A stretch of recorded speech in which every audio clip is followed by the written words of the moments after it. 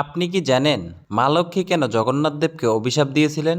এক বৃহস্পতিবার সকালে মা লক্ষ্মী এক বৃদ্ধা ব্রাহ্মণের ছদ্মবেশে এক বণিকের বাড়িতে যান। সেখানে গিয়ে দেখেন পরিবারের লোকজন তখনও ঘুম থেকে ওঠেনি। গৃহিণীকে তিনি লক্ষ্মী পূজার গুরুত্ব বোঝাতে চেষ্টা করেন, কিন্তু সেই গৃহিণী তাতে কর্ণপাত করেন না। এতে রুষ্ট হয়ে মা লক্ষ্মী সেই পরিবারের সমস্ত ঐশ্বর্য কেড়ে নেন।